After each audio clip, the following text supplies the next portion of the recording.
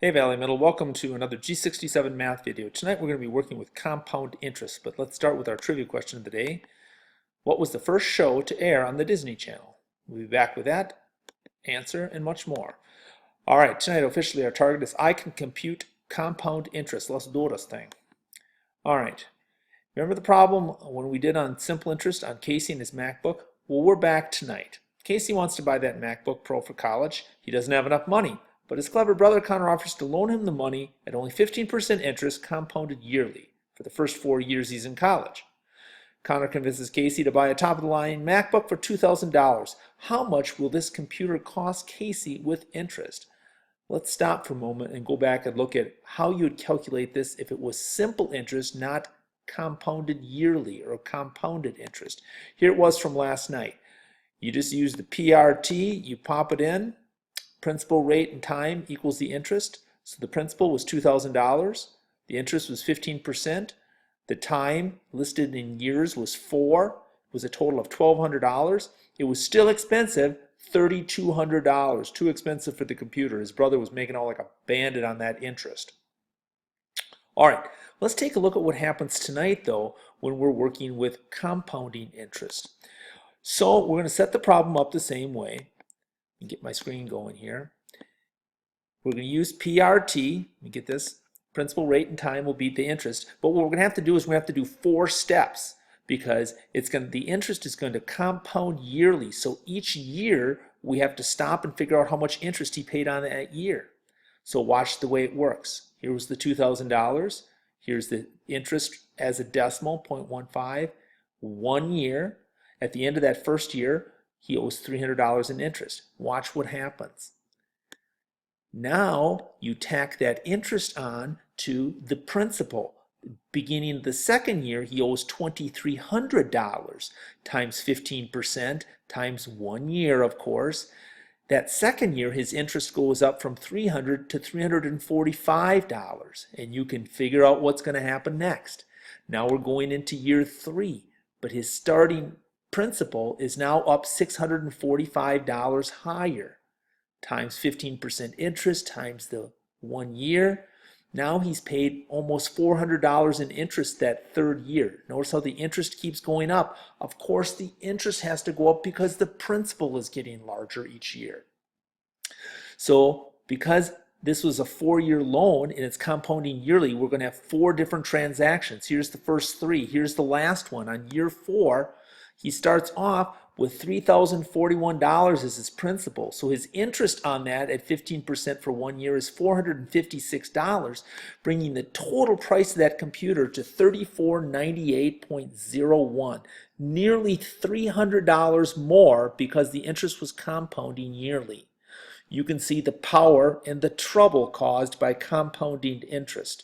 This is something that is typically used on credit cards. Sometimes they're compounded monthly, sometimes they're compounded daily. You're lucky if you can get one that compounds quarterly or semi-annually. Rarely will one compound yearly. All right. I threw a lot of vocabulary there right there, but let's take a look at what we talked about. Interest is that money that's either paid or earned for the use of money. Simple interest, that's what we did last night. That's just this, interest times principal times rate times time. And remember that the principal is the amount of money that's borrowed or invested. The rate is always expressed as a decimal, and the time is always expressed in years. Now tonight, compound interest. This is interest based upon the principal amount and the accumulated interest. Remember what Casey had going on here? The second year, he was paying interest on not only the $2,000, but also the interest from the first year. So in compounding interest, in a nutshell, you're paying interest on the principal and on the interest. Okay? Annually, that means yearly. Semi-annually is a term we'll use. That's twice a year. Quarterly is 4 times per year. All right, I think it's important when you're working with this to make a plan and make a chart. What do I mean by that? All right, well, let's go back to Casey's example. We said he was borrowing the money for 4 years and it was going to compound yearly. So that meant I was going to have to make 4 calculations. That's why That's my plan. I'm going to make 4 calculations, and of course you're going to make a chart. And you saw how I made that chart and how I brought down, when I was doing that, I carried that interest down and added on to the principal of the next year. Calculated again, carried it down, brought it on, and tacked it on to the principal for the next year. Calculated the interest again. So that's what I mean by making a plan and making a chart. This is the best way to do it. You might be asking, why do we have to take it times 1? Well, what if I said it was compounded every quarter? That means you'd have to use 0.25 down here because it's time in years, and a quarter of a year is 0.25 of a year. All right, we'll do some different examples like that, but let's get back to our first problem. All right, Shirley the shopper charged $1,750 in the back-to-school essentials at Mall of America on her new credit card. Now, the credit card has no payments for 6 months. However, the interest rate is 17% compounded monthly. If she makes no payments, how much will she owe at the end of the 6 months? All right, well, let's think about this. Let's make our plan. It's going to compound monthly, and it's going to be for 6 months. So I'm going to have to do 6 different interest calculations. And I'm going to use simple interest formula, but 6 different times. And I'm going to have to carry that interest down and add it onto the principal. Here's what it's going to look like. We still have principal, rate, and time. Same thing here. But here we go. We start off. We have our original cost that she charged $1,750 times 0.17. Now, I have to list the time in years. So basically, 1 month is 1/12 of a year, or I'm using this approximation 0.08333. So if you do this on an interest calculator, it might come out a little bit differently because I'm rounding here to the 5th decimal. All right. So after the end of that first year, she owes the first month, it's $24.79 in interest. All right. I have to tack that on to the $1,750. Here's my new interest amount, my new principal and interest. The end of the second month, she has another $25 in interest. The interest just keeps going up. All right, here's month 3. Here's month 4. I just keep bringing it down and tacking it on. Month 5 and month 6. I'm going to just get rid of the screen. Sorry about that. I can't get rid of the screen. I guess I got to shut it off. There we go. At the end of the 6 months, that money she will owe $1,904.37. Again, that's an approximation because I went to the 5th decimal only on this. All right, so basically, it's going to cost her about $155 over 6 months. That's her interest on that small amount of money. So, okay, what if she was just paying simple interest? Well, let's just take a look at it. If it was simple interest, it would just be $1,750 times that 0.17 times 0.5. Half a year, right? $148. So it would be a little bit less money if she had a simple interest. All right. So I think we're starting to understand that compounding interest is much more difficult than simple interest because we have to make multiple calculations. All right. Time for one more problem before I cut you loose. Here this is now to find the interest rate. Sorry about that. Tommy puts $15,000 into a certificate of deposit at his bank for 12 months at 7% interest, compounded quarterly.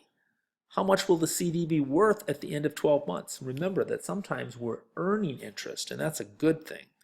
All right, let's take a look at this. So I made a chart here and I actually did this one on my computer. Here's the principal of $15,000. The rate is 7%. It's going to be quarterly, right? So 0.25 for the year. And his interest for that first quarter would be $262. I tack that on to the principal, 7%. Here's the interest for that second quarter. Here's the interest for the third quarter. Just keep tacking this interest. Look at, by the time we're in the fourth quarter, he has nearly $15,801 that he's now earning interest on. Compounding interest can be a good thing too. So after 1 year, $15,000 compounding quarterly at 7% interest, he'd have $16,077.89. Basically, he made $1,077.89 in that year. Not bad. Those figures would all be differently. If it was compounded monthly, it would be higher, obviously. Compounded yearly or simple interest, it would be less. Okay? Compounded daily, what a great thing. It will be even more. The more often it's compounded, the higher the frequency, the more the interest will be. It's a great thing if you're earning it. It's a terrible thing if you're paying it. Okay? Because if you're paying it, you're paying interest on interest. All right, time for you to try a couple problems and for me to quit lecturing on borrowing money. All right, go ahead and try this one. $1,500 at 25% interest for 2 years, compounded semi-annually. Remember, that means twice a year. Did you make a plan? Did you make a chart? Okay, you're going to have to do 4 calculations. 2 years, semi-annually. 2 times 2, you're going to have 4. Here's my chart right here. You can check yours, see how you did. $1,500. My rate was 0.25, 25% interest as a decimal, remember.